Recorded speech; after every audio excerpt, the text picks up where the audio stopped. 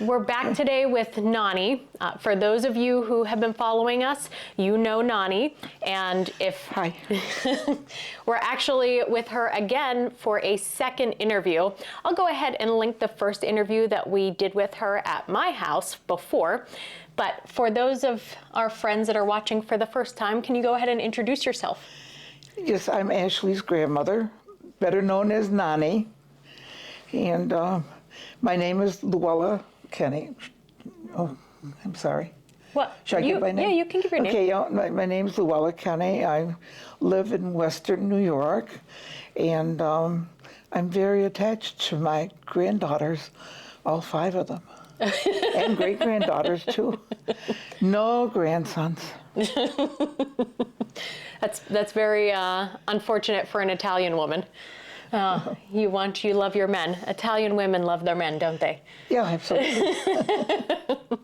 So we've answered quite a few questions. You've told a lot of your stories before, but you have just a plethora of them. So we have some more questions for you to answer today. And those of you, if there are more questions that you have and that you would like answers to for Nonni, for Luella, or for anybody else in general, things that you'd like to ask people or wish you could know from an older person, somebody with the knowledge from our older generations, go ahead and leave those in the comments below. I'm old. Oh, she's old. How old are you? I'll be 88 in just a couple of months. Okay, so old. Apparently.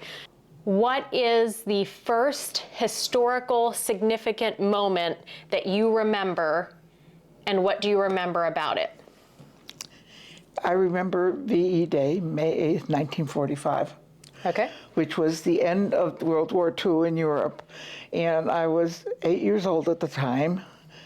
But I still can remember, I may have been little, but I can remember vividly because I had, relatives that were fighting in World War II. I remember so much coming.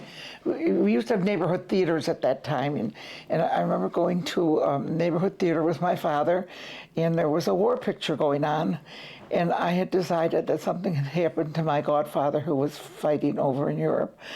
And I came home and I was crying, I was sobbing hysterically. My mother, when we got home, didn't know what had happened to me, but it had such an impact upon me that I worried about the whole thing. And at a young age, World War II made a deep effect upon me. Following World War II, do you want me to go beyond that? You could say anything, yeah. No, well, following World War II, then, even by this time, I would say I was 9 years old, and the Marshall Plan was something that was created at the end of World War II to help the people in Europe to get back to normal because people were hungry, people didn't have clothing, and all I could remember was at 8 years old, 9 years old, that I was ready to go to Europe with all this food and all this clothing, and I was going to go and help and try and clothe the people that were suffering over there. I mean, it was a very vivid memory that I have. Also, on that same day, my tonsils were removed. How do you remember that? Oh, well, your grandfather one time said, never argue a date with Luella, because, I remember dates like that. Mm-hmm. And it was May 8th, 1945. And then I knew I had my appendix out in October of 1945. 1945. Okay. Now, what do you remember about the reactions of the people around you, of your parents and everyone else at that time? Well, everyone was really, they were excited and they were happy because it was a terrible time. I still remember my grandmother had come from Italy in 1937, and she was living with us, but she never, by that time, the war broke out, and she never did get citizenship, and she died shortly after that anyway. But we used to have shortwave radios, which sounds sort of strange now with the technology that exists today. But I still remember them coming into the house because we had an alien from the Axis, the enemy, and they took out the shortwave radio from our house. Because your grandmother lived Because with you? my grandmother lived there, and she was an alien Okay. from an Axis country. Okay. That's very interesting. Now, you said everyone was excited and happy. What were they excited and happy about? Well, I mean, they were excited. I mean, because most of my cousins, I was way down at my generation. My brother and I were the two youngest of 22 first cousins in the family. And so, you know, we were little. Most of my first cousins were like, they'd wind up thinking they were my aunts and uncles. Mm-hmm. So, I mean, I had so many members of my family that were fighting in the war, and there was just fighting going on. There were shortages, I mean, the lines.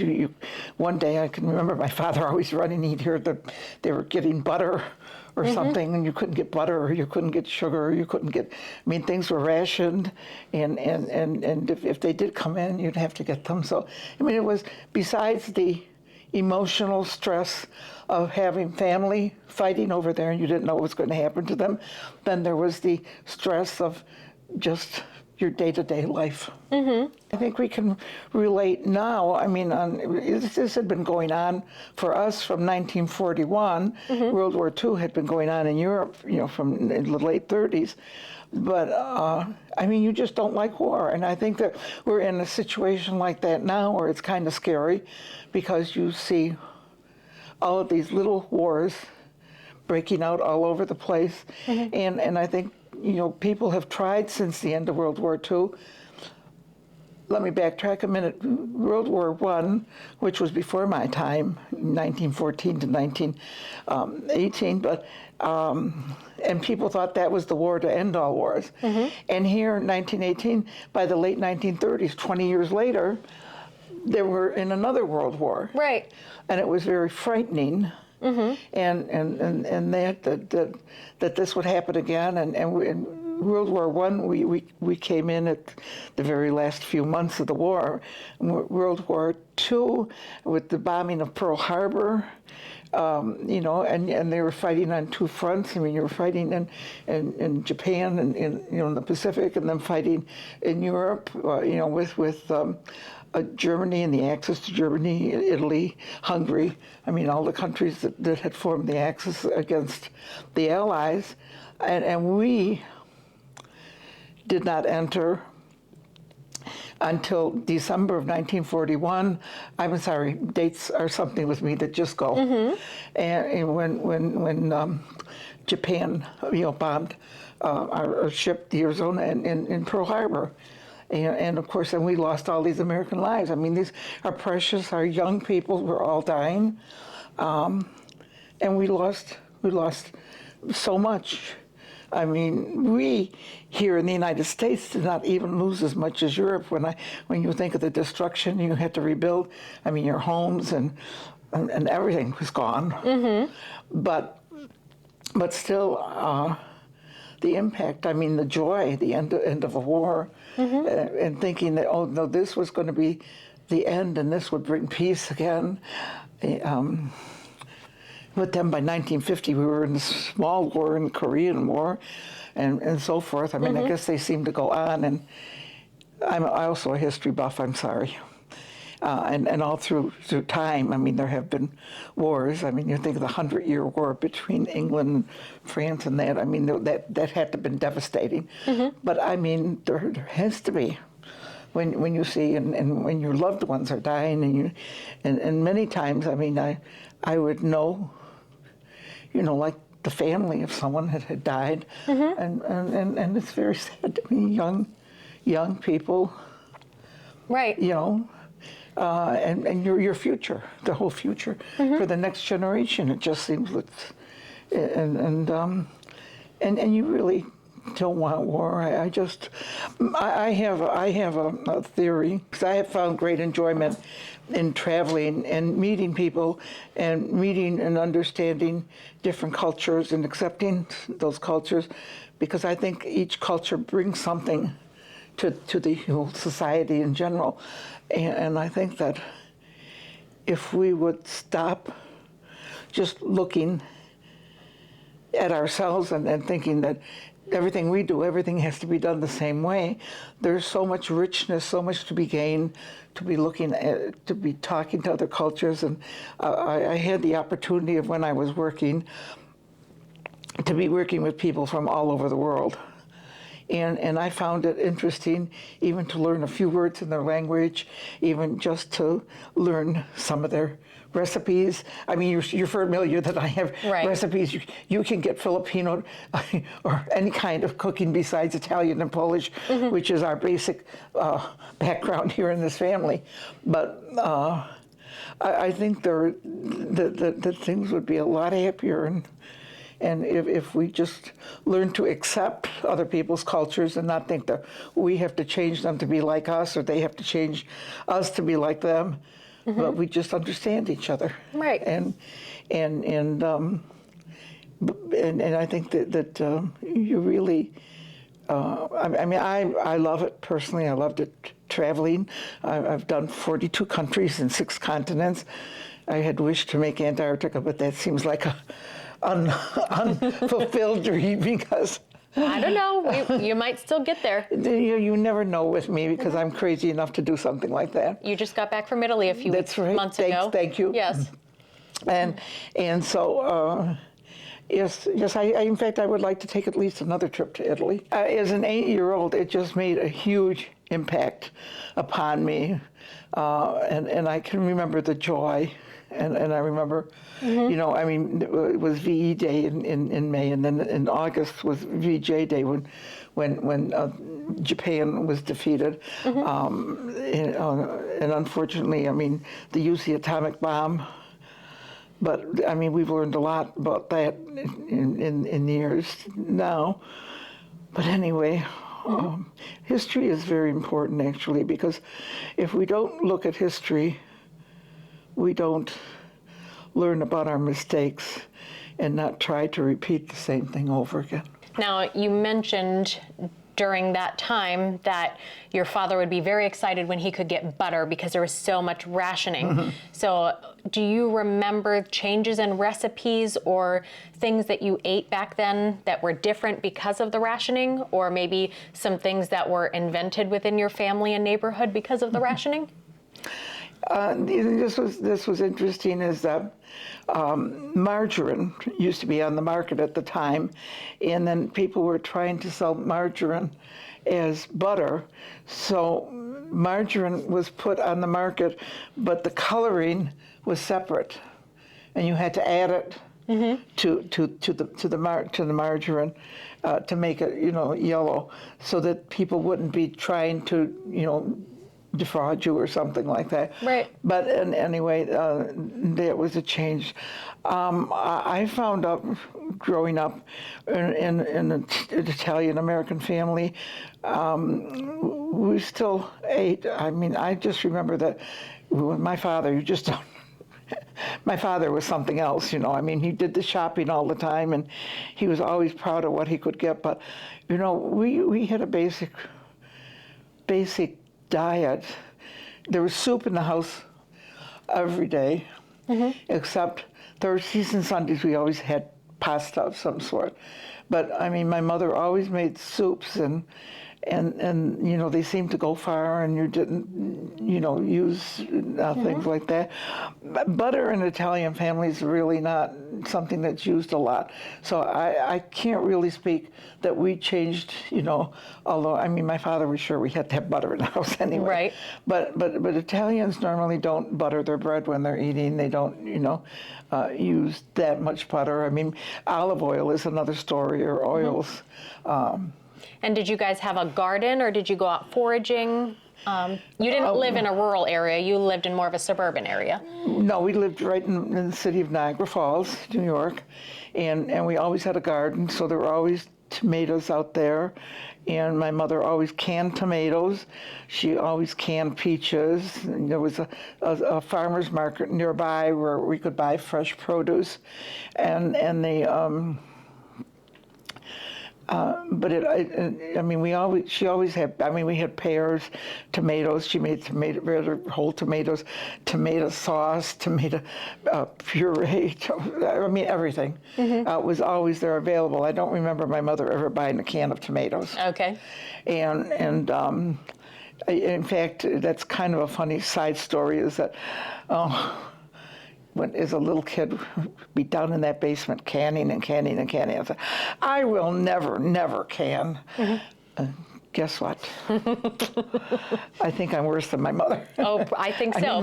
Yes. No, but I really enjoy it. And one night I was canning and canning, and I had a husband who liked to participate in all of these activities all the time.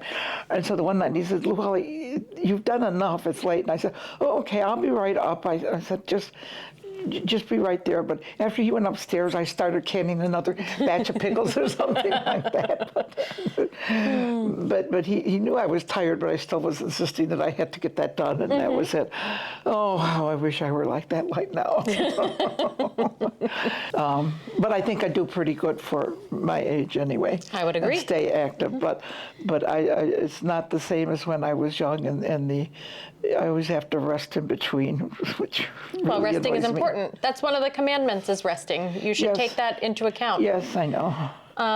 So my next question is, you have a very good memory, and you've seen a lot of changes from childhood until now.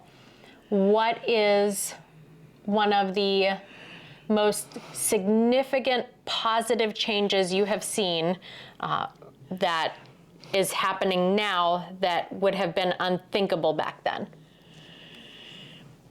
The one thing I can remember, it probably doesn't quite answer that question, but I can still remember, I was a senior in college, actually, when they were talking, now you can see how old I am, and they were talking about going to the moon, and I said, well, these silly people, you can't do that. I mean, it's impossible to do that.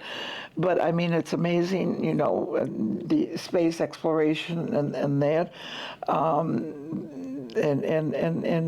mean, there are many theories out there about what good it will bring, and unfortunately, I probably won't be here to see that part of it. I mean, I've seen part of it. I shouldn't say that, but I guess it's necessary. And then I always think that there are many things that changes. The computers always fascinate me.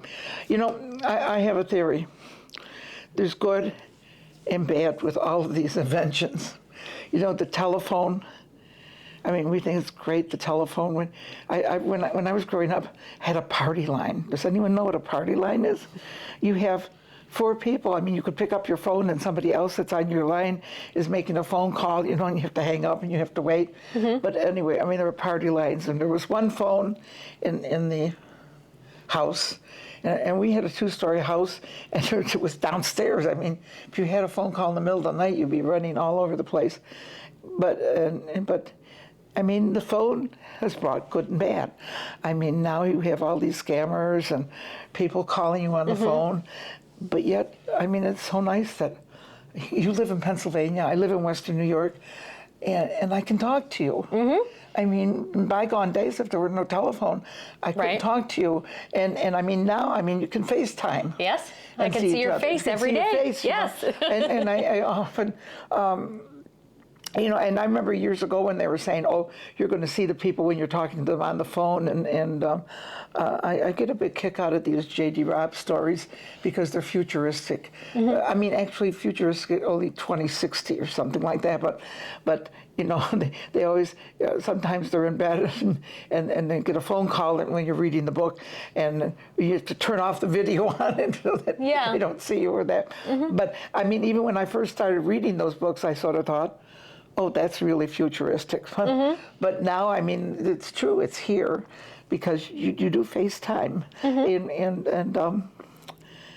during COVID, I was not able, with my one son, you know, we were used to doing Christmas Eve together, and he lives on Long Island, and it was very important to him. So we were on FaceTime for 2.5 hours, eating our Christmas Eve dinner together, as usual. So you still had that feeling of closeness, which is, in this day and age, is very important, because it's not like before.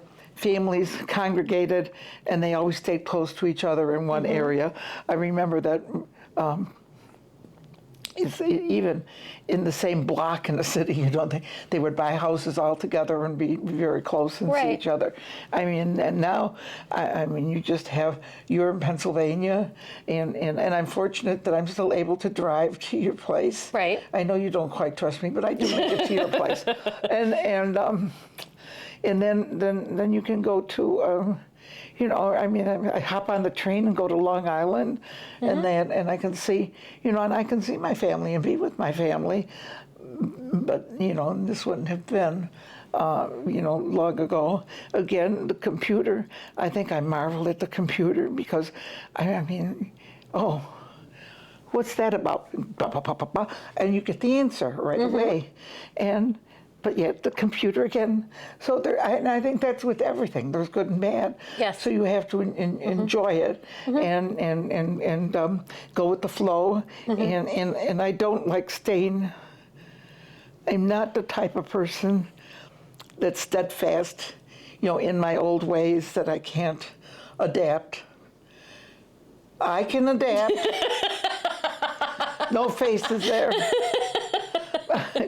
You don't know. I mean, you just don't know. I mean, I still think of Graham's. I mean. Your mother-in-law. My mother-in-law. Yes, I'm sorry. And I mean, she would just not. I mean, it was difficult for her to understand. So we used to do things this way, and we used to do things that way, and that. But I think that,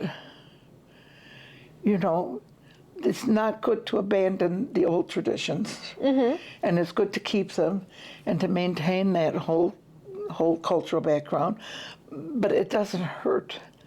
I mean, I can remember my car breaking down someplace, and I'd be in the middle of nowhere, or have to go somewhere and have to find some place or try and call AAA, but you'd have to find a phone.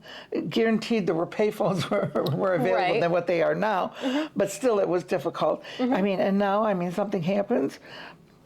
A few months ago, it was at night, and I'm coming down. I suddenly had a flat tire, and I said, "Oh my!" Well, I knew right around the corner was this big mall with lots of lights. So I went there and parked under the light, and I called AAA, and I was quite comfortable. They came out and they fixed it. I mean, with nothing. That's beautiful. So I mean. I like that. Okay, so we talked about things that have changed from back when you were a child till now, the significance of those changes. What is something, or it doesn't have to be a specific thing, maybe anything that has changed now that is not available or that people don't do now, something you miss from before? Well, I guess there's a lot of things that I do miss from before. Even going to school. I think I'd like to go back to school. I'm crazy, aren't I? But I somehow thought that the families were a lot closer. I really can't say that I think I've been very close with my family, but I mean, I'm observing with others, because I know that many of the families, like the last 2 days, we've been going through things here at the house. I mean, because I'm trying to downsize a bit, and most of my friends say, oh, they don't want anything, and yet I find that it's just the opposite here, that everyone wants. And I mean, the particular story is that my husband always put up this Christmas village every Christmas, and actually he put it up in 1999, and then he passed away the following year. Let me backtrack a little bit. He put it up for Christmas, and like the 1st of January, he went for the Cleveland Clinic for a heart transplant and was in the hospital for 7.5 months, and then passed away. Well, I never had the heart to take this down. Right. And it sat here for a long time, and I know you really loved it with the nativity set on top, and Uncle Stephen really loved it, his father. So I finally had to make the decision to let Uncle Stephen take it, and which looks very nice there. And so now, well, I gave you your first village house, Grandma's house. That is true. For your birthday, so so you have a start with your nativity set for your village. Okay? That's true. And but I know that the thing is that particular one had many memories in it. Oh, absolutely. And it's just nice that it's that the tradition is kept forward and not just being shoveled off in some estate sale. Right.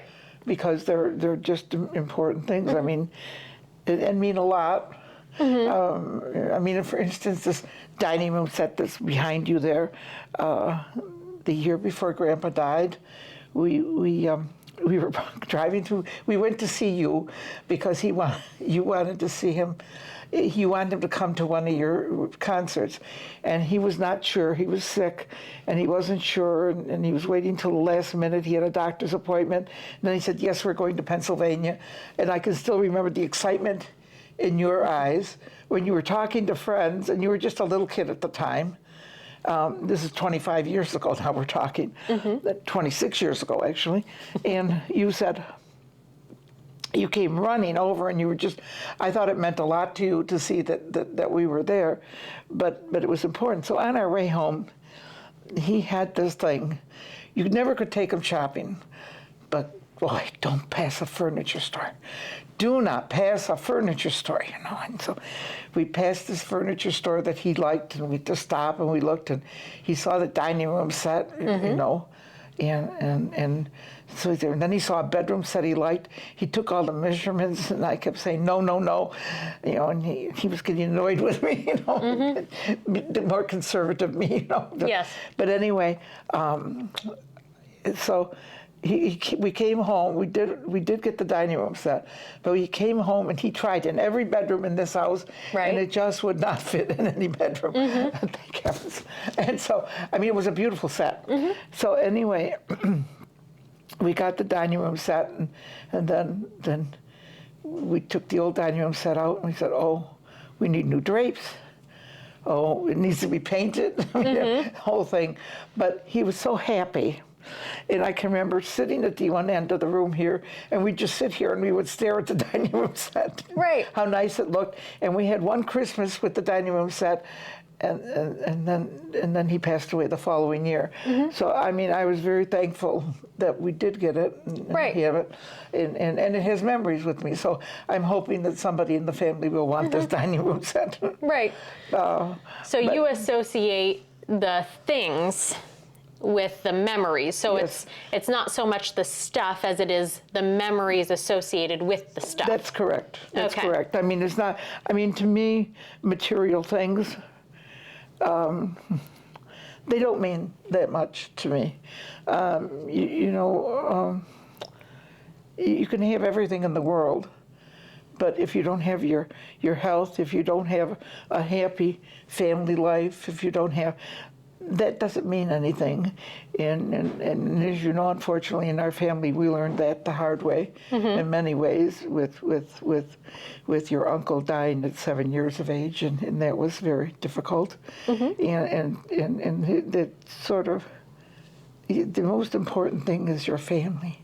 Right. And that you have that relationship with your family and you're close together, because nothing else really matters. As you know, I mean, shortly after that, we were not able to live in our homes because we were living in a contaminated area, and we couldn't live in the house for 2 years, and the house was burglarized 6 times.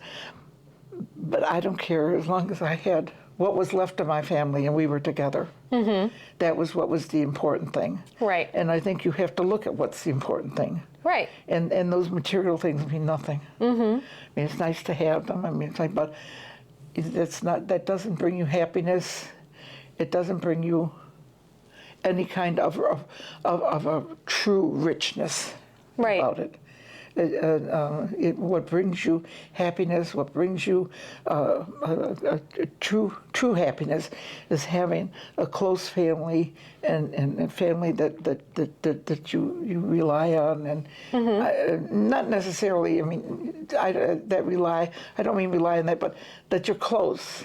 Yes. And that you know that you can be together and do things, and so I just that's what makes me happy. Yes, and I can vouch for that for you, because your grandchildren, you're very close with your grandchildren and your children, but you also have a tendency to just pick up strays, and you adopt family everywhere you go. I mean, strangers 1 minute are your family the next minute. You pick up people everywhere. Yeah, I do. Grandpa always said that. You know, I'm a part of many families all around the place, because, I mean, I've met people and I find that they include me where they have family portraits. They put my picture there too, and I don't know what it is, but it just happens.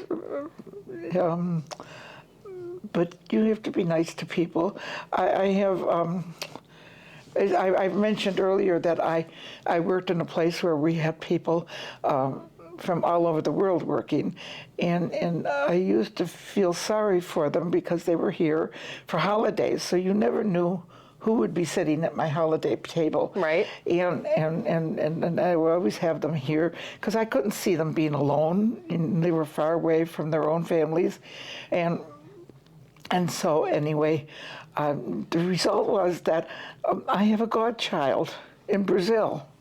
There was a family here, and I had welcomed them, and during the time there was the husband was working with me, and then he and his wife were expecting a baby, so my husband and I were godparents for them, and he lives in Brazil, and I still contact him, but I mean, it's just interesting, and it was funny because the mothers came after the baby was born.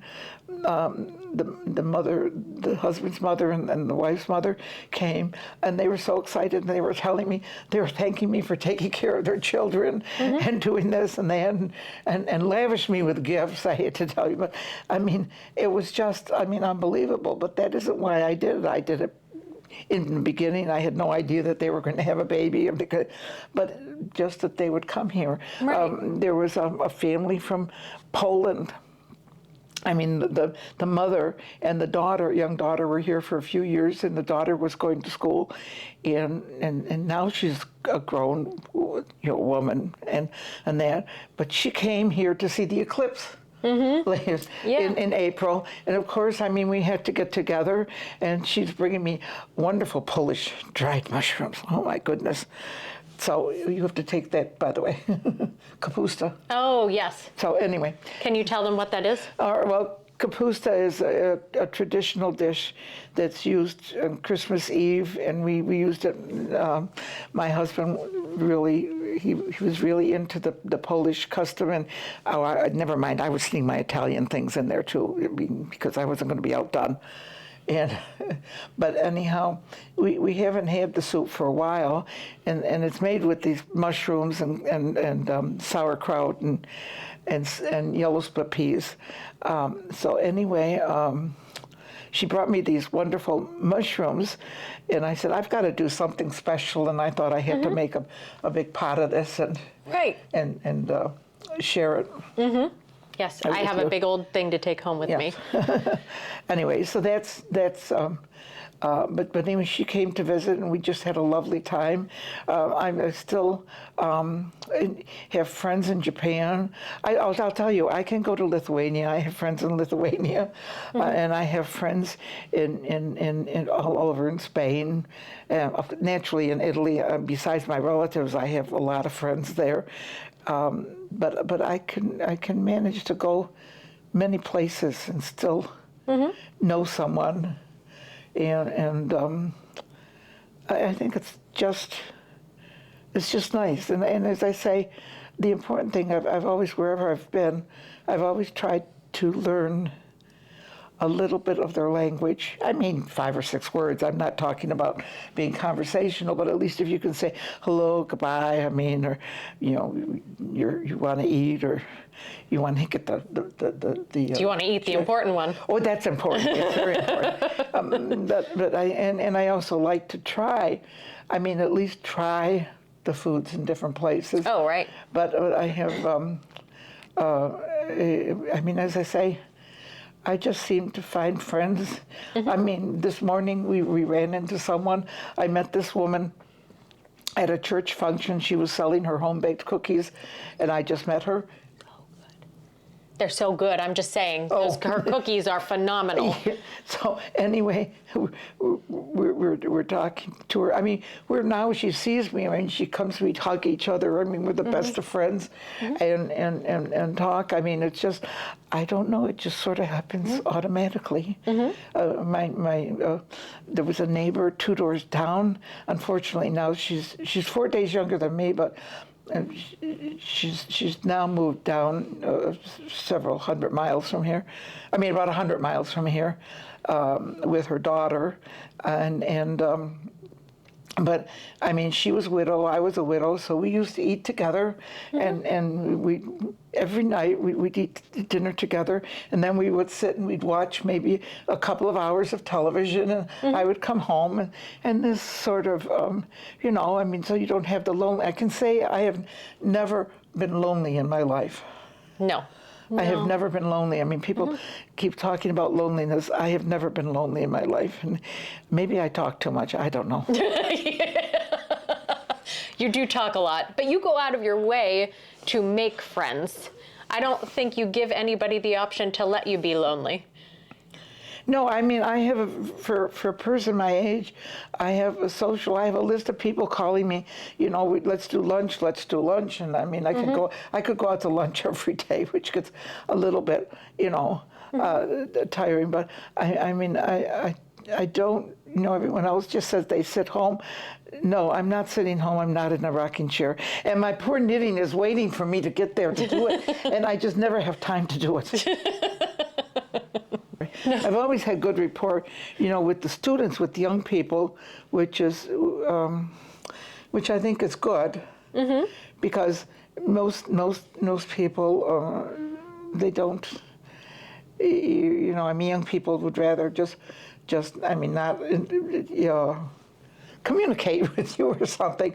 But and in fact, I'm told this because I do a lot of lecturing in local universities and things, and high schools, and environmental. I have a one track mind when that comes through. But I do speak to young groups, and I mean, they sort of take a look when I first get out of the car. I mean, especially if I'm speaking to a group from my alma mater, and I tell them I graduated in 1958. I mean, they sort of look, oh my God. But I mean, I'm told by the professors that the students really relate to me and like to talk to me, and I find that, you know, I just, which is nice. I mean, it's good because we can learn from each other. Right. And so it just helps. And so, as I say, I just keep on with my life the way it is. I haven't stopped. I've been granted good health, and I've been granted. You can see I still have my memory, by the way. I mean, I don't know, but I have been. I mean, so many of my contemporaries are in nursing homes and that, or are gone already, and here I am bouncing all over the place like a crazy fool. But anyway, I'm happy that I can do it, and I think that it helps me, you know, to do things. And I, as I say, I think it's very important that you have to be interested in the today, but you have to remember the yesterday. It's just, it's important. I mean, because you can blend those two together, and I think there's where you get the richness and stuff. Because history to me is very, very important. Because I mean, many mistakes have been made in history, but we can correct them, and we can't keep making the same mistakes all over again, which unfortunately we do. Speaking of younger people and the changes and learning from those things, what is something that you wish younger people understood about getting older? What's something you would tell them about that and hope that they would understand as they get older? Getting older, I mean, I keep complaining about it, because I just would like to do what I did 25 years ago. And I keep thinking I'm that age, and sometimes I get in trouble. But I think it's very important not to just say, oh, I'm old, and sit back and not do anything and not try to contribute to the world you live in, or contribute, to society or whatever. I mean, and just figure that you're going to just be holed up in the house and or apartment or whatever, and not live a life and watch television all day long and do all this. I think it's very important to keep your mind active and to really want to learn and keep learning, and just don't say you've stopped learning, because you should never stop learning. I mean, it's very important. And as I say, I get annoyed because I'm slower and don't get as many things done as I used to get done before. But then I stop and think that, hey, you're doing quite a bit, and you're busy, and that's what's important. And I think that you just have to embrace each decade and embrace it as it is, and don't get down. Actually, I was teasing. I went for my annual physical a few months ago, and I said to the doctor, well, I said, I'm getting old. I don't want to hear the word age from you. Don't you dare say that word every time the word age came up. So he was very angry with me with age, and I understand that, because you really just have to keep your mental faculties going. And I mean, unfortunately, I realize that doesn't happen in all cases, and I have been very, very, very lucky that mine, and I always look at it that it means that I have a mission in life that I have to do, and I just continue on that mission. The mission means that I have people understand how we cannot destroy our environment. And that's very important to me, and it's very important. That's why I talk to young people all the time, to let them understand. And as I say, they relate to me, they accept it. But if you just say, you don't want to read a book, you don't want to learn anything, you don't want to know something new, just don't sit watching that silly television constantly. Yes, I watch television. That's not that I don't watch television. But I mean, I mean, now with the computer, for heaven's sakes, as soon as something comes up, or this word comes up, I'm immediately at the computer. A name comes up, I want to know something about them. Go and learn. You can't have enough knowledge. It's very good. And it keeps your mind, I think, stimulated, and keeps you active, and keeps you in the today, and keeps you as part of the world. Otherwise, you're not there. Woo. Oh, you're getting dangerous. I know. Please. A little drunk over here. Yes. What was in that drink? That Olipop's getting to me. Yes, I know. I was going to say what was in that drink, and I was drinking it too. Oh, okay. So, actually, speaking of laughing and strange things happening, what do you think was the funniest or most bizarre day of your life? Do you remember? Boy, that's a hard one. They're all bizarre. Yeah. There's a lot of bizarre things that have happened to you. Yes, I don't really have a normal life, I guess. Boy, that's a hard one. I'm trying to think back. I got to think back at over almost 88 years. It's just... Yeah, you've been here almost 9 decades on this planet. I know. Poor planet. I know. They didn't know what they were getting in for. But No, I don't know. I always seem to get in trouble and seem to have problems or whatever. And I know. I mean, one time I was out on this date. I was in college at the time. We were going to a dance, and we'd just go in, and that was way back. I don't know, maybe when you used to use stockings and garter belts and all that sort of stuff. What kind of a story are you about to tell here? You never know about me. So anyway, I'm just going into the door of, it was at the student center at the university, and all of a sudden the one broke, and there's my stocking going down, and whatever, and it was a good thing I had pinned a medal to my bra. This is very, very. Oh very, boy, what is happening here? You little floozy. No.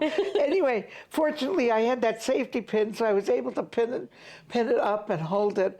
But I mean, it was really here are these big glass doors, and all of a sudden, pop. So everybody saw it. I just sort of made it to the restroom and got it done, but it was really very embarrassing, very, very, very, very, very strange sort of thing. But the other thing, when you were there at this one, is that we always take Christmas wreaths to the cemetery. So we went to the cemetery, and it was later in the day. And you were there, and your husband, and Tori, your sister. And so we go to the cemetery, and we place the wreaths there, and then we go to get out, and we've been locked in the cemetery. I said, oh my goodness, now how are we going to get out? We're trying to see if there's some other exit, which I knew there was. And of course, by this time it was dark. It was, around the shortest day of the year, Yes. And so anyway, it was, and we're trying to figure it out. And so finally, with no recourse, as we stood there, I had called the cemetery office and no one answered. I called the church and no one answered. And I mean, it was just, we were beside ourselves, and we were just there. I mean, I'm glad I wasn't alone, because it would have been really. So we finally called the police. And the police got hold of somebody from the cemetery, and they came and they let us out. Yes. But we were there for quite a while. Well, they had locked up, like an hour or something before closing? They locked up early, they locked up. And they didn't check to see if anybody was there. No. Well, the story, the person that came to let us out said that actually that they'd gone to work early for plowing, and that their supervisor sent them home early, and that he said he was going to stay there and lock up. Well, I mean, he just locked up and never checked or never did anything. Yeah. I mean, the young fellow was quite. I mean, he was upset with. I mean, because the boss sent him home and then said he was going to take care of it. Didn't take care of it, but I mean, so if you ever. Being in the cemetery at night, not that anybody's going to harm you in the cemetery, I guess. Well, you never know. I don't know if the ghost stories are true or whatever. But Speaking of ghost stories, have you ever had any experiences that you would like to share that you felt? Yeah, I did have one experience with Uncle John. And I was canning. I had some tomatoes marinated in the basement. I have a kitchen in the basement, and I had some tomatoes marinating, and I was supposed to change the brine, and I was going to go to work. Everyone else, the boys had gone to school, and Grandpa had gone to work, and I was heading out to work, but I went downstairs to change the brine. And as I went down the stairs, I suddenly could feel Uncle John holding me around my neck. I mean, it was very vivid, very, very, very, very vivid. And I kept saying I should pay attention. I'm thinking I have to get to work, and and so I mean, but he's hanging on to me, and I'm there, and I'm still kind of hanging on to him and changing the brine, and then suddenly I feel he's gone, and I hear the front door slam shut. And there was nobody in the house. 3 days later, my mother died, and to me, I had a feeling like he was coming there to comfort me. Okay. And just, to comfort me, because he was very close to his Nonni. Right. and that, I mean, in fact, I mean, this is maybe 3 days before he died. They sent him home from the hospital against my good judgment. I don't know why doctors don't know how to listen to mothers. That's my own side thing there, but anyway.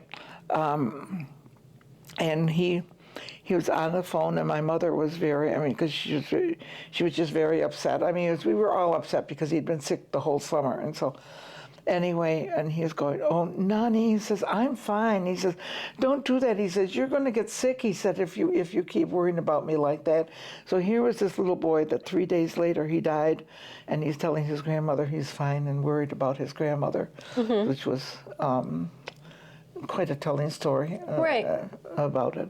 But that was I mean, it was such a very strong feeling. I could feel him hanging on around my neck, and then to hear the door slam, and there's nobody in the house. Right. Well, we've gone over quite a few different things and memories and, you know, changes in your lifetime.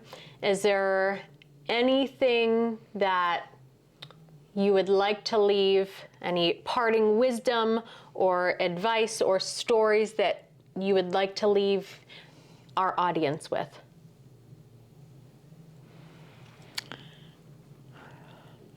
You know, I think that,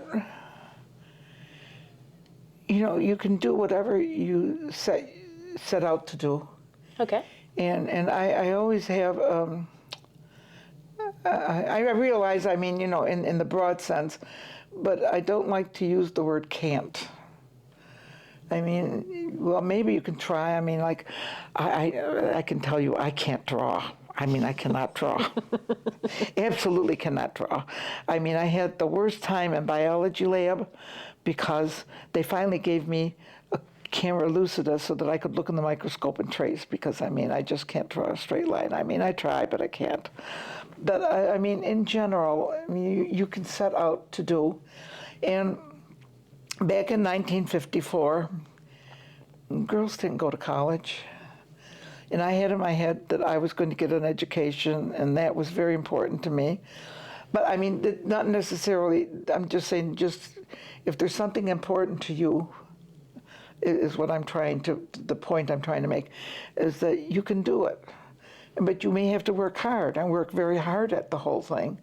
But you can do it and be, you know, and be proud of yourself, and not just lay back and just say, the heck with it. You know, my mother was a great knitter, crocheter. I mean, I have Afghans and all sorts of things around here. My great-granddaughter now is still wearing the sweater that she knitted for my sons. You know, and you guys wore them too. Yeah. But anyway, and she'd always go about lamenting. You have 2 daughters. Nobody does any knitting. Nobody does anything, you know. So I took it upon myself. She used to work in the afternoon, so she didn't know I would disappear. And so I'd go to a yarn shop, and I learned how to make a stole. And I learned, I said, I'm going to learn, because I'm just going to learn. And then Christmas time, I had this beautiful stole all made up, and I believe you have that stole. Yes, and so she opened it up, and she said, "Oh," she said, "that's so beautiful. Who made this?" I said, "I did." "You didn't make it?" And my father is there defending. He was retired by this time, and he's saying, "Yes, she did. She's been working very hard on this all the time." And she made it. Well, you know, it pleased her so much that I did that. And actually, you know what? I found that I loved making, you know, knitting and crocheting. I wish I had the time to do all the things that I like to do. Right. But you know what? Just, you know, embrace these things. Embrace the things you really like or you want to do, and just you know, make an effort, because I think you'd be so rewarded because you have done these things. I mean, just don't live your life day to day, just regular, ordinary, whatever. I mean, yes, you do your regular things. I mean, you get up and that. But there's so much to be done. There's so much you can do, and so much that would give you so much fulfillment that I think that you should really, do that and learn, because I don't know. I mean, maybe I'm a strange, different person. I don't know. Yeah, you are. Yeah, you are. I knew you were going to say that. I knew. But you know what? I mean, I've had a lot of adversity in life, as we all do. I mean, it's part of life. I mean, you have the good and you have the bad, and you have to accept it. When you're offered these challenges, you don't let them defeat you. Right. You just, you go ahead and you defeat them and go forth. And I think, you gain so much. Our lives are so short, and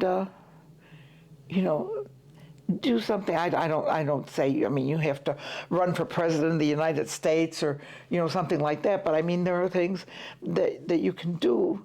I mean, tiny things such as whatever, something that you're interested in, and find what you're interested in and proceed, and just don't let it lay in the back burner, because it'll do so much for you, and many times it will do so much for other people around you too.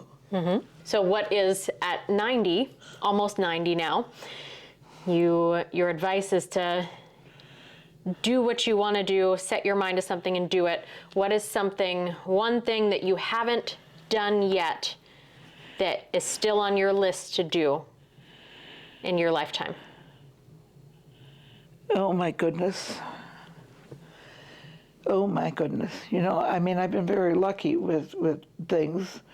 I guess I just move forward. I certainly, in my lifetime, didn't think that I'd be running around giving all these lectures and telling people about the environment, and I didn't think that I would be kind of a rabble-rouser. You didn't think you would do that? Well, I thought I would be a quiet person, but in retrospect, I have never been a quiet person. I say that maybe that's one more thing on the list of things you can't do.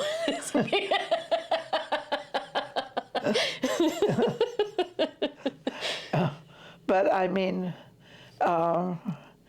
I think that it's important that that you know what you stand for and what's important to you.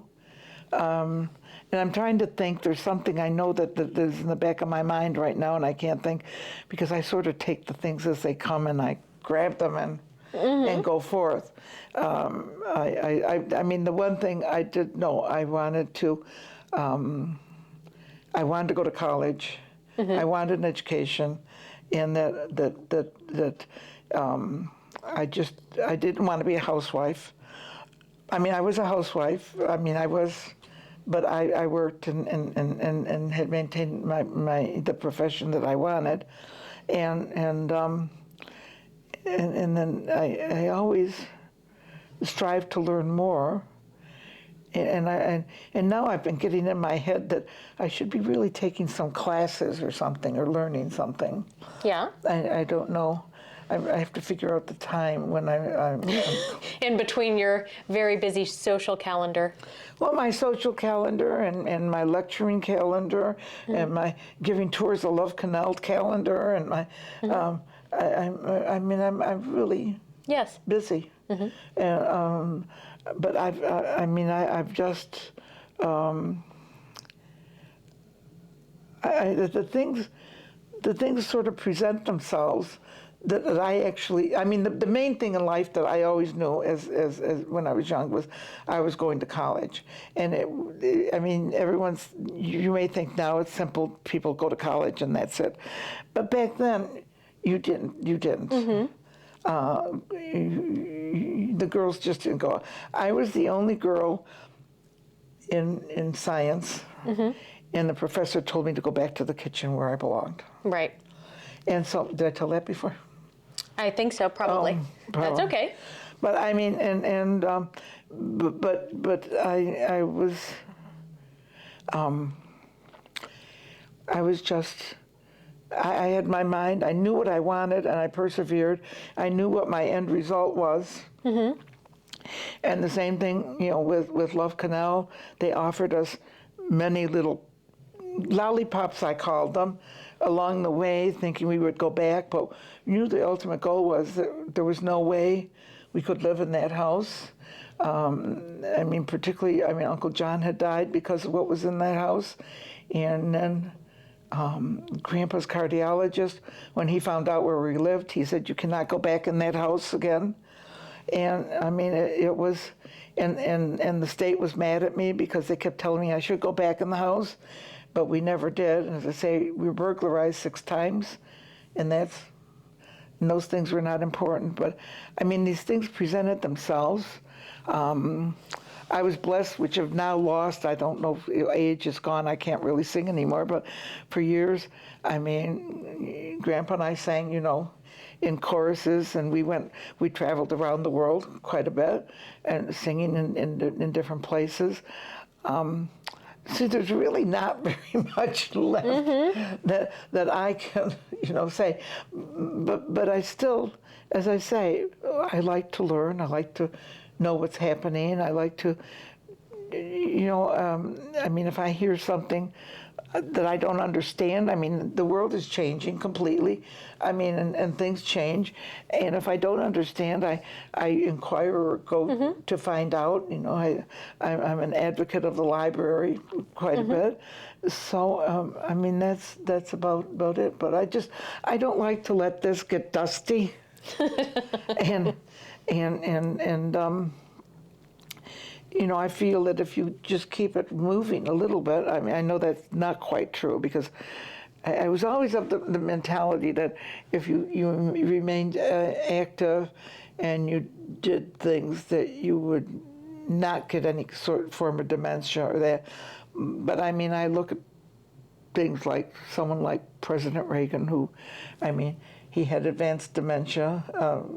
And he was certainly active, you know. I mean, so I mean, there are other factors involved there, but I've been lucky so far. I figure for my age, that I still know what's going on, and I can still harass you. That is true. Very true. And I still, you know, have a busy life, and it's not whatever. So I just figure that one of these days will just be it, and that. But at least I've taken advantage of every day. That is true. That's been allotted to me, and that's all I can do. But as I say, I really can't think now. I mean, things probably come along, and I venture forth, but I continue with what I'm doing, and I'm not adverse to something popping up in front of me suddenly, and I say, oh, we have to tackle this. And I'd be very happy to do it. Yes. In that, but I mean, it's, I mean, people thought I could not cook, by the way. I know they did. Yeah, they thought I could not cook. And you certainly can. I mean, and I found, well, I think if you work in a lab and you're doing experiments all day long, what's the difference? That's true. You know, I mean. What is your very favorite dish that you make? What do you think is your best dish? Oh, I like to make manicotti. In fact, I was just thinking that I should make crepes. Crepes? Well, that's manicotti, you know, make the crepes. And then when I come to your house, we can, you know, make the filling, and I could make the sauce ahead of time. And this is a funny story. Okay. And this is related to cooking. As you know, I was on an environmental board in Washington for many years, Virginia, excuse me. And it's so, we went to a board meeting, and everyone's excited, you know. They said, we're having Italian food tonight. And was not Italian food. Olive Garden. Oh my goodness, that's not Italian, for heaven's sakes. So anyhow, and there were 2 other Italians on the board, and they came over to me and they said, "This is impossible. We can't let them get away with this." No. So the next meeting, I made the crepes. This is what reminded me of it. And I made the ossa di morte, which are dead man's bones. They're cookies, and they look very funny, but they are delicious. And then when I got to Washington, the one fellow, he made the sauce, and I filled the crepes, and then I made Italian rolled steak prosciutto, and then I did. And the girl, she made, and then she made a vegetarian pasta too, because we had some vegetarians on the board. But we had this dinner, and well, you know what happened. We made the dinners after that all the time. Yes. But so that's the kind of crazy person I am. Yes, you are. All right. Well, is there anything else quickly that you would like to say before we say goodbye? Well, I really can't think of anything right now. I've been talking so much, but you know me, it's endless. It's endless. Like Olive Garden's soup, salad, and breadsticks?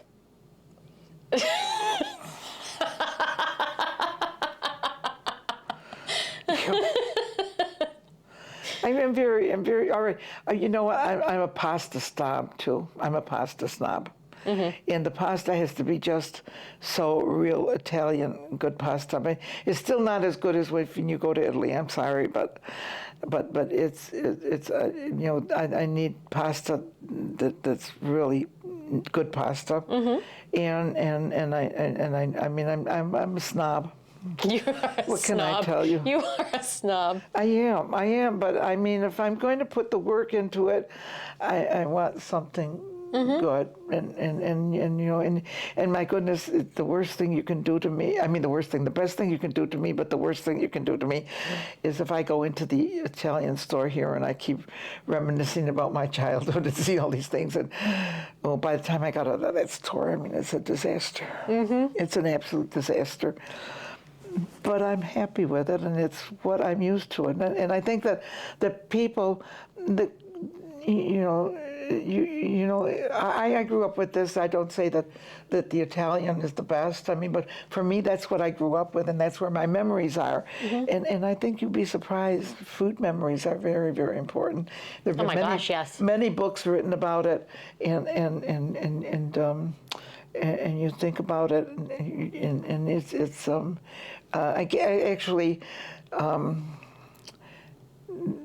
some people went to my husband and said, "Would you please put Luella under control where food is concerned?" Wise man that he was, he said, "I don't go there."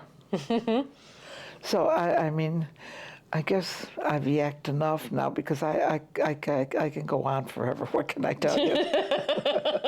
Well, it's good. You're the perfect interview subject because you never run out of things to talk about. No, I've had a very, very full, almost 88 years. I've had, believe it or not, I still go to lunch with my high school classmates. I still go to lunch with many of my college classmates, and I go to lunch with my work friends. I'm still in touch with them all over, and I just, I think a funny story is that I belonged to this women's club from the University of Buffalo, and this woman, we used to do these gourmet techniques. I'm talking again, I'm sorry. Nonni, do you have a quick story you want to tell before we go? Quick, like 25 more minutes? Keep telling. No, keep talking. Anyway. So anyhow, so this woman from the club came. There's gourmet techniques. You show people how to cook different things, and she said, "Luella, we've never had a demonstration of Polish cooking. I'd like you to do a demonstration of Polish cooking." And I said, "You know I'm Italian." "Yeah, I know you're Italian, but I've also tasted your Polish food." So, we did this, and two of my friends in the organization, who also had Polish husbands, we made this traditional Easter brunch. for the Okay. ladies. I mean, and they went crazy. I mean, but there was so much food, and they couldn't believe it because none of these technique demonstrations. I really felt very important actually because the dessert, I made one. I had to complete. It was called a mazurka, and it was and so I made the first one. Then I had dough chilling in the refrigerator. Then I put one together. So I felt like I was on television, like a these cooks, you know. And so I did that in the downstairs kitchen, and I told, you know, everyone how to do it. And then, so that was what I demonstrated. But then we had the soup, we had the Polish sausage. I made the veal breast with the dill stuffing in between. That's very good. And I don't know. I mean, we had all kinds of beets and everything. It was unbelievable. I mean, and the ladies couldn't believe it. So that's how crazy I am. You are crazy. And I'm going to shut up now. Sure you are. Sure you are. I am, because don't ask me any more questions because you know I keep going. I know. It's true. I don't think I even asked you that last question. You just kept going with it. You asked yourself a question and kept talking. It sort of flowed into the whole thing. Yes, it did. It did. You know. Well, thank you for talking with us today. And thank you for listening to me. If you guys have any questions for Nonni or for anyone else, please go ahead and leave them down in the comments. And we may, if you come and see me in a few weeks, maybe right now we'll fast forward to maybe a few weeks from now, and Nonni will be cooking with us. We'll see. There's trouble. Yeah? Well, I could make the crepes and we could make the manicotti. Yes, I know. I'd make the crepes in advance so that they'd be done. No, they would want to know how to make them. Oh. Okay, all right, I'm sorry. You know, I keep these things to myself something. Not really. I'm not that type of person. No, you are not a recipe holder. No. Or a keeper. Keeper. A secret keeper. We are back. It's actually been a few months since a few seconds ago that you saw us. Nonni and I just haven't been able to hook up at the same time and have time to make this manicotti together. So I don't know what the timeline was when we saw you last, but right now it's the day after Easter, which is what day? It's Dingus Day. Dingus Day is very popular in Buffalo, New York, because it's a Polish custom where the girls chase the guys with pussy willows and they go squirting each other and whatever, but it became a huge celebration in Buffalo, and I think the national news has picked it up, actually, because it's a lot of fun, it's a lot of food, a lot of music, a lot of dancing, and here we are, the day, Dingus Day, 2025. Yeah, so they take the branches of a pussy willow tree, they dip it in water, and they flick water at each other. Okay. So, on the topic of this manicotti that you were going to teach us to make, first thing is first, you have this sucker, which how many years have you been making manicotti with this thing? Many, many years. But I want to say that they're going to see that I'm dipping it in the batter. However, I mean, if you want to make crepes, we have a small frying pan. It's just as simple to pour maybe about half a cup of batter into a small frying pan and just brown it and flip it very quickly. Half a cup? I feel like that would be a lot. That'd be a thick crepe, wouldn't it? Half a cup, I guess I haven't measured it. Yeah. Maybe a quarter of a cup? Maybe a quarter of a cup. You know what? You can judge. You let us know. I mean, I don't know what size frying pan you're using. So, I mean, you want a crepe that's not all doughy and thick. You want a nice thin crepe, similar to crepe Suzettes or something like that. But these are Italian crepes. Yes. All right. So we have some of our ingredients measured out already. I have sifted some flour and then measured 2 cups of all-purpose flour here. Yes. And you instruct me from here. Okay. So I would add the flour to this bowl. Okay. I think I just made a mistake. Okay. Because I would put my 6 eggs in there first and then work the flour in. My apologies. All right, so we are going to get this with our nice clean hands, get the flour out of there. Too much Polish sausage and all that food yesterday. See, it went to the brain, I think. Yes. Clogged up a brain pan. All right, so we are gonna do 6 eggs. And we're lucky with these eggs, right? Yes. These are fresh from the hens, probably yesterday morning, I believe. 1. If you're being professional. A professional with one hand. By cracking your egg like a haute cuisine chef. Oh, See? and I got a shell in there too. All that arrogance. Uh-oh, okay. It's a little extra Now, calcium. that's what you get for being smart, Alec. I know. Woo! Don't get carried away. Whoopsie poopsie. I tossed these shells and they tossed right out. All right. Uh-oh. So should I use a wooden Got spoon? violent here. Yeah. Should I be using a wooden spoon? Well, I would beat these a little bit. Okay. With a whisk or something. Okay. And then what should I use to not mix? Not frothy, but just to get them in a nice consistency. Okay. Beating our eggs up a little. And what does a nice consistency mean? Pardon me? I said, what is a nice consistency? I think that's perfect. I mean, you're not going to beat them so that they're fluffed up.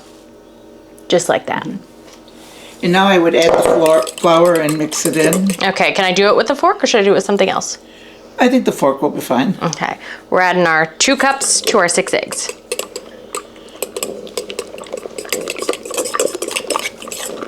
Wow!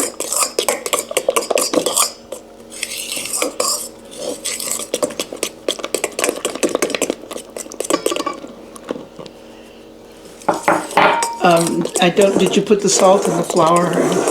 I did not. So you need a 1/4 teaspoon of salt. Okay. So we have our salt here. Those of you who watch the 52 Sunday Dinners Project probably recognize my salt shaker. 1/4 teaspoon of salt right there. All right. Get it a nice consistency and then add the water. Okay. Again, what is a nice consistency? Well, I mean, just make sure that that's all incorporated together. Okay. Make sure I don't have any dry spots. Right. Okay. Okay, so it's starting to come together. This is what it's starting to look like, but I still have some dry spots in there. I kind of want to mix in a little bit. Now, a lot of people, when they make manicotti, they use the tubular pasta. I don't like it myself because I like when I'm going to have manicotti, you have this nice, much lighter feeling. You know, it's not the thick pasta type thing, and it's just a much nicer, much lighter, much easier. I think easier to eat. You know, instead of getting yourself all like I did yesterday. Yes. but How's that look? good. Okay. So this is what Nonni says it should look like. All right, now I'm adding my 2 cups of water. Yes. Okay. And incorporate it into a nice little batter. Into a nice, again, that word nice. Nice. It should just I look like nice. that word nice. You just want it to be nice. Well, you have to start thinking that you're going to either fry these on the stove, or you're going to dip them with my little magic crepe maker there. Yes. So you want something that will cling and make a crepe. Yes. Well, I'm actually, now that I'm looking, it seems like this batter is very thin already, and I haven't used much water. Do you think it's because I sifted the flour? Could be. Okay. So maybe once we get the water added in, maybe you should eyeball it and see if it looks nice, or if it doesn't look so nice, if we should add a little extra flour. Yes, that's perfect. Okay. Because sometimes, I can remember the first time when I just got engaged, and I went with pen and notebook to my future mother-in-laws, and I wanted all of the recipes that my husband to be like, and she sort of laughed at me, thought it was very funny, because she never measured anything. Yeah, so I'm thinking this is probably much too thin. What do you think?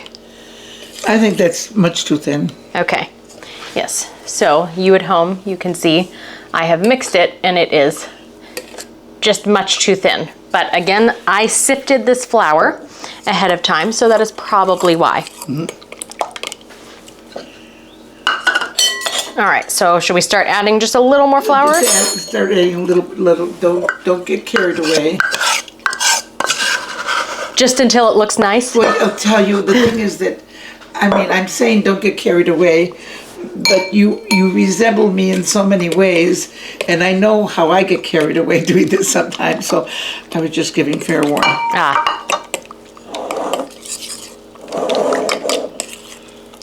Okay, let's pause them for a minute while we get this, because they probably don't want to watch us just mix and mix and mix. All right, we have added a good bit more flour. The consistency is a little, or a lot, it's still very thin, but a lot thicker than it was. So we're going to take it over. That's not true, actually. Nonni has said we need a shallow pan with some sides to pour the batter into so that we can put the crepe maker down into it. Not if you're frying them, you can just leave them in a pan and then measure them, you know, by a quarter or half cupful. Yes. But in this case, using our little fancy. Yeah, and this is what I found that fits it, so this is what we're going to use. We'll just pour a little bit of the batter in here. That seems like enough for now. All right, and then we'll take this over. We'll take you over. All right, and we have determined we are not spraying it. Yes? Do you have a fork, Candy? Yes, right at your tummy. Ooh, look at that. So do you just let it sit and dry and cook? Right. Okay, while you let it. You can see it's cooking like a little crepe with the little bubbles. Here, let me. If you can. Okay, great. And then Is you it just. too hot? It's very, yeah, it's warm. I'm sure Okay. that's good. Here, let me see this. I'll show them the bubbling on the crepe maker.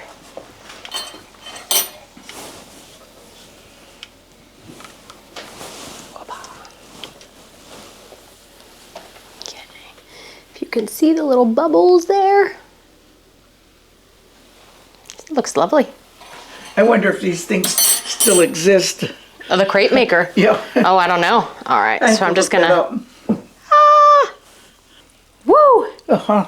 All right, and then when we unload them, we're kind of unloading them on this platter around it so they have time to cool before the next one. Okay. Do you want to keep going? Would you like me to do them? I think you should try it. Okay. Because you're going to inherit this anyway. Okay. Ready? So I press it down, let it get on the sides, and then just pull it up. Okay. Oh, yeah. It looks like it's going to be ready for some more batter here shortly. I was just looking at that. All right, we're going to keep working on this and we'll be right back with you. We'll probably have a whole pile here. But I wanted to get that one that's getting all curly. I wanted to get Okay. kind of straighten him out. Well, I think, is it a him or a her? Oh, That one's definitely a her. yeah. So what did you say about this? All right, we're down to, I think, the last one The probably. last one. Yeah. And I would, you know, squish, squish. Okay. You said even if it's a little bit raggedy. Yeah. Well, I squished. I guess it was squish, squish. We squished it down and it just kind of cooked down into the pan. Okay, and as you can see, we have a pile of them here, and what I forgot to mention is we put parchment paper, I don't know if I mentioned that earlier, in between so that they don't stick together, but they stay slightly flattened. All right, be right back. You want to try a piece? Yes, absolutely. Okay. I never, oops, it's hot. It is hot. How is it? Is it a good? Yeah. Good recipe? I mean, this one here, which is a residue, is a little thick. Yeah. Is it a good thick? Well, it's too thick if we were going to make the manicotti. But does it taste delicious? It tastes delicious. Okay, so now let's get the filling going. All right, so we should have, you said 3 eggs going into here? I would put the mozzarella in, not the mozzarella, the ricotta in first. Okay, and how much of this are we doing? We're doing at least 16 ounces. Okay. At least, what is this, 18? That one's 32. 32?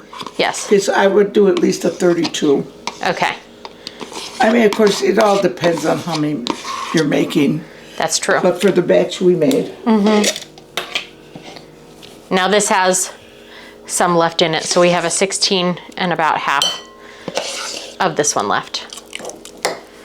And then now 3 eggs? No, 3 eggs, yes. Okay. Should we beat them before they go in? I don't think it's necessary because that's why I had you put that in first. Okay. All right, want to crack me another egg? Mm-hmm.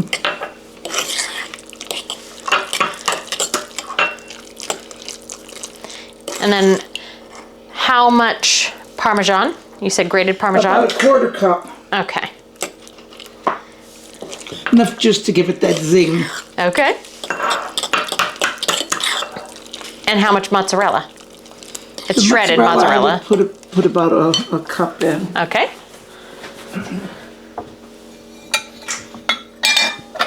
And some salt and pepper. Okay. All right, we got a little salt. Is that good? That much salt? A little bit of pepper.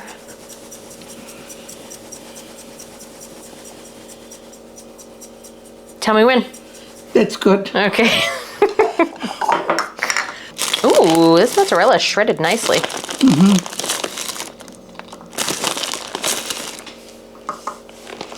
Got about a cup. Okay. And, well, this is a half a cup, so we'll do half of this half a cup. Yeah, half a cup is good. Oh, half a cup. I mean, if you had a quarter of a cup, I thought, just to give it Okay. the zing. But if Yeah. it goes a little over, that's fine. Like you said earlier when we were talking, your mother and grandmother never measured anything. No. You don't measure it when you make this. No, I mean, I don't measure. I will own up to it. I usually do it by eye, and I've been struggling because I've been trying to do a Nonni's cookbook for this batch of granddaughters I have, and I go and I just go and when I go to make it, I measure it and then write it down, and it's the way to do it. Excuse me. You didn't even bless No. me. I just sneezed. You're supposed to bless me. Oh, God bless you. Oh, thank you. What we need now is some kind of a baking dish, Okay. and we need and of course we've had a very busy weekend with making food for Easter and that, so we're using, Phew. shame on me, we're using bottled sauce, okay? Oh, yes. And sometime later on, maybe this one we'll discuss, and we'll do Ooh, your the sauce. the way I Yeah. All right. Sometimes you have to do a shortcut. Would you like to show them what else we made this morning? Why we're taking a shortcut after we've just hosted Easter dinner here and cooked all of yes, Easter absolutely. dinner. We made, I didn't record it because we were trying it just for the first time. This is a pizza rustica, and it's looking like it's going to be delicious. It weighs like 10 pounds. Right. Inside of that is all kinds of cold cuts, eggs, ricotta cheese, and then mozzarella cheese too. But it's very interesting. So I mean, we need now. I mean, what we're going to do is start taking these crepes and filling them with this. We'll get a dish, a baking dish, maybe 9 by 13, something like that. Okay. Put a little sauce on the bottom. Then we will start rolling these with the filling and putting them on top of the sauce. And then we will cover it with sauce, sprinkle a little cheese on top, and then bake them for, I would say, 45 minutes at 350. Okay. Scooch it. I gotta get you this bacon dish, lady. How's this one? Yeah, I know I'm always at the wrong place. You know what? All right. Let's get you closer in here to see. No, I said I love cooking, and quite often in my younger days, I would keep going till 2 o'clock in the morning, and sometimes my husband will say, "Luella, that's enough now. It's time to go to bed," and I'd say, "Okay, I'm coming up in a little while," and then he'd go to bed, and I would sneak something else. And I just love to cook. I mean, I would just. And now, as I'm getting old and decrepit, I still love to cook, but that energy is gone. And this is kind of fun doing it. That's why you get to be the director. Yes. All right, so we're gonna spread some of this on the bottom? Yes. All right. You and your little spoons. I like little spoons. I know you do, and I hate them. I know you do. This has been an ongoing thing with spoons and the two of us for years. All right, how's that amount of sauce? I would put a little bit more. More?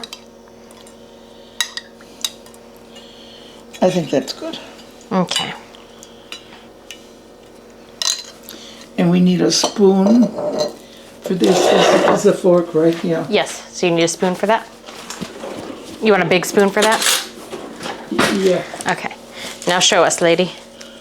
You can have a full spoon for yourself. Oh, are we both? Are we gonna compete, see whose is better?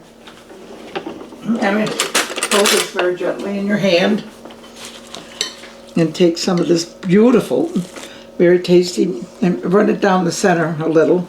Okay. I think that's about enough. Oops. That much? Yes. Okay. I have And a then tendency to I will overfill. roll it gently and place it seam down in our baking dish. How's that amount? Beautiful. Okay. Perfect. All right. So I don't have to fold it up like a little burrito. I just let the ends. Just roll it up. I mean, some people do, but I mean, when you want to really see a real manicotti. Okay. So there we are.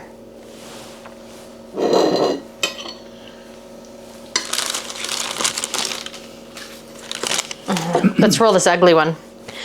We had one with a hole in it, Yeah. and we patched it up with some of that thicker batter.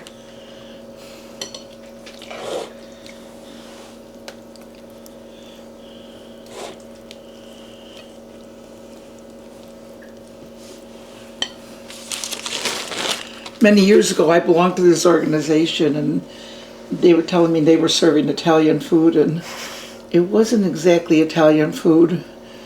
So I made these. Well, okay, go back. Tell them what it was, because you said they were excited to serve it to you. They were going to serve you Italian food, you and this other Italian man, and you show up, and what did they serve? Olive Garden. That's not Italian food. It's a swear word in Nonni's house. That's not Italian food, no. No matter what they say, I don't care. They go to Tuscany. My roots are in Tuscany. My father was born there.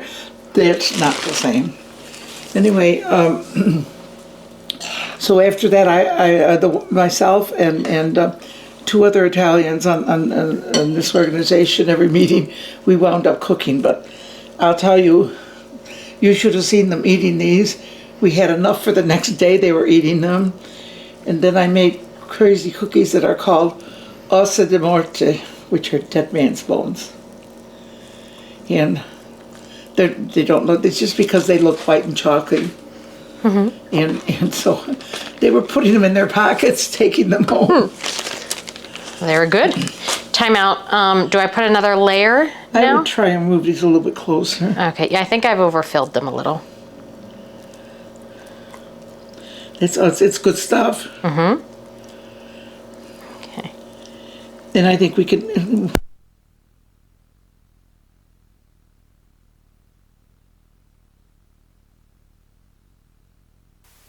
If you would like to, you certainly No, may. I know. Do you want me to do it? Yeah. Okay. You're learning. That's true. The rest of it, the whole jar? Yeah. All right.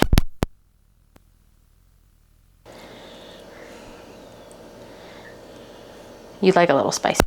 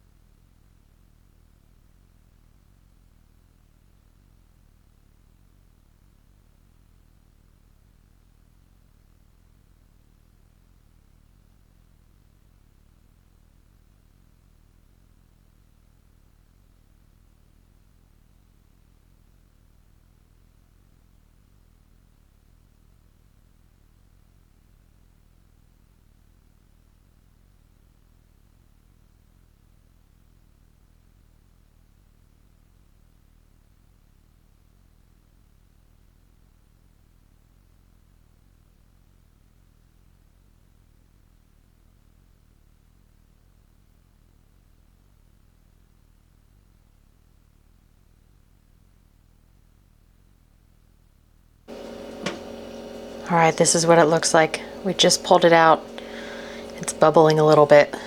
It looks gorgeous. I can't imagine that it'll taste anything less than perfect. Okay, we are back now the next morning.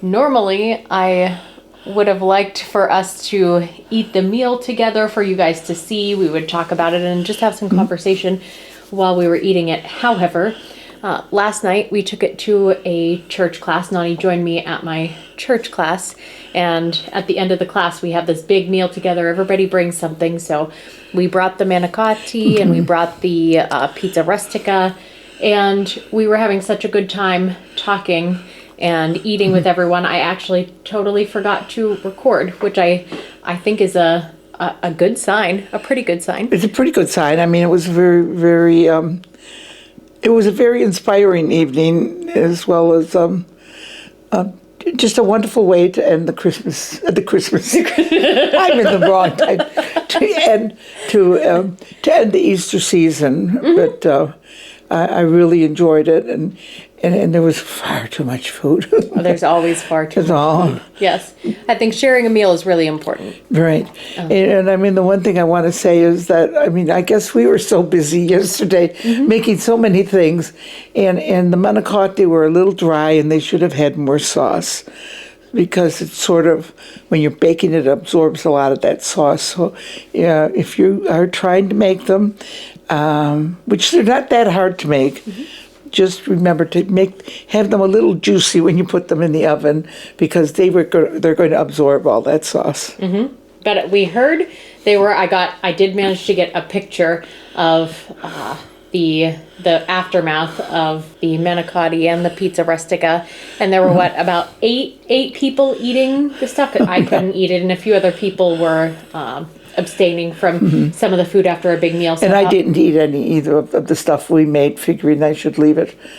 Yes, I did. That's not true at all. Oh, I did. I take that back. I take that back. You see, I was talking so much that I was just shoveling the food in and not paying attention. Well, Father made your plate, so maybe you didn't even know you had it on there. No, I did see that. I did, because I was impressed with the pizza rustica that it went over so well, and that I just thought it was very good. And yes, I did have cannoli, so I guess I wasn't paying attention. So busy talking that I just... We didn't have cannoli. Or you want cannoli now? You got cannoli on the mind.